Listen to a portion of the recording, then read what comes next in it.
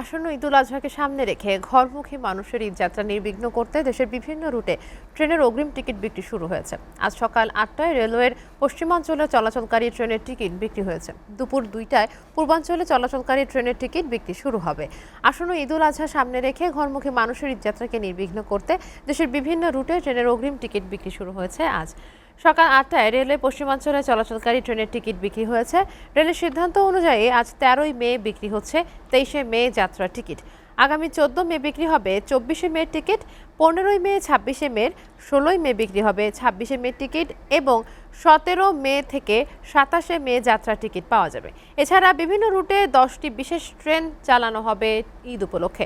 পবিত্র ঈদুল আজহার সম্ভাব্য তারিখ 28শে মে ধরে এই ট্রেন চলাচলের সময়সূচি এবং পরিকল্পনা সাজিয়েছে বাংলাদেশ রেলওয়ে। রেলওয়ের সিদ্ধান্ত অনুযায়ী একজন যাত্রী ঈদ অগ্রিম যাত্রার ক্ষেত্রে সর্বোচ্চ একবার টিকিট কিনতে পারবেন এবং প্রতি ক্ষেত্রে সর্বাধিক 4টি করে টিকিট কিনতে পারবেন।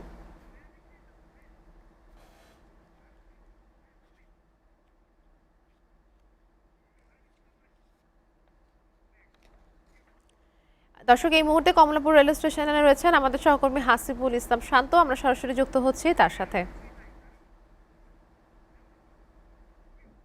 শান্ত, ঈদ যাত্রায় টিকিটের চাহিদা কেমন দেখছেন?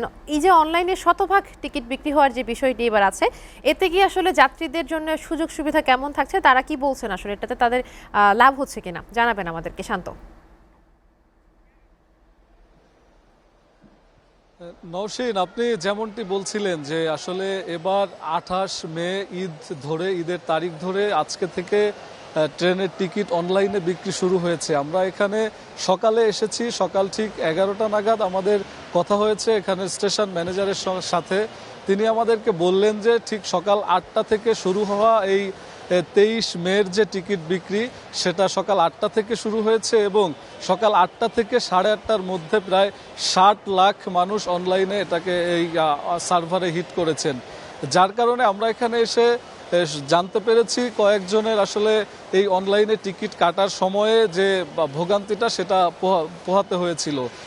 যার কারণ হচ্ছে এই 60 লাখ মানুষ একবারে যখন সার্ভারে এন্ট্রি নিয়েছে, তো সার্ভার আসলে ঠিকমতো কাজ না করারই কথা। তো আসলে এই 23 মের যে টিকিট পশ্চিম অঞ্চলের টিকিট বিক্রি দিয়ে শুরু হয়েছে, 9টার পর থেকে পূর্বাঞ্চলের টিকিট বিক্রি শুরু হয়েছে। তো আমরা আসলে ম্যানেজারের সাথে কথা বলছিলাম, তিনি আমাদেরকে জানাচ্ছিলেন একজন সর্বোচ্চ 4টা টিকিট কাটতে পারবেন। তিনি আমাদেরকে আরও বললেন যে স্টেশনে কোনো ধরনের কোনো টিকিট পাওয়া যাবে না এবারের ঈদে, তাই স্টেশনে এসে কেউ টিকিট কেটে ভোগান্তি বা হয়রানির শিকার যেন না হয় সেদিকেও তিনি আমাদেরকে খেয়াল রাখতে বলেছেন। তো আসলে আমি ভোগান্তির ব্যাপারেও বলতে চাই, এখানে আমি একজনের সঙ্গে কথা বলতে চাই যে সে ঠিক কী ভোগান্তিতে পড়েছেন এখানে টিকিট নিয়ে। যে ভোগান্তিটা আসলে সবাই বলছিলেন যে টিকিট নিয়ে কি ভোগান্তি আসলে আপনি ফেস করছেন? টিকিটের ভোগান্তি বলতে আসলে আমরা যারা স্ট্যান্ডিংয়ে যদি টিকিট না পাই, মানে সিট না পাইলে স্ট্যান্ডিংয়ের বিষয়গুলি, এখন স্ট্যান্ডিংয়ের টিকিটগুলি পাইতে গেলে আমাদের সমস্যা হয়। এখন ট্রেন ছাড়া 10 থেকে 15 মিনিট সময় আছে। বাকি যখন আমরা যাওয়ার সময় গেট থেকে কিছু লোক দাঁড়ায় থাকে, এরা বলে যে আপনার তো টিকিট নাই, তা আপনি জরিমানা দিয়ে টিকিট নেন। তখন 80 টাকার টিকিট তখন হয়ে যায় 150 টাকা। 150 টাকার টিকিট দিতে হয়। তাহলে আমি কেন তাদেরকে ডাবল টাকা দিব? তারা তো চাইলে ওই সময় আমাকে স্ট্যান্ডিং টিকিট দিতে পারে। 180 টাকার টিকিটের যখন নাকি 150 টাকা তারা স্ট্যান্ডিংয়ে টিকিট আমাকে দিবে, তখন তারা সরাসরি আমাকে জরিমানা কী কারণে ধরবে? ইভেন ওনারা বলে ঠিক আছে যান, ভিতর থেকে নিয়ে নেবে। ভিতরে যাওয়ার পরে বিষয়টা এরকম হয়, তখন ওনারা বলতেছে টিকিট আছে, টিকিট নাই, ঠিক আছে 150 টাকা দেন। আমি পকেট থেকে 50 টাকা বার করছি, উনি হাতে টান দিয়ে নিয়ে বলতেছে ঠিক আছে 150 টাকা বলতে বলতে উনি সামনে চলে যেতেছে। অর্থাৎ এটা তাদের পকেটে যাচ্ছে, বাংলাদেশ সরকারের পকেটে যাচ্ছে।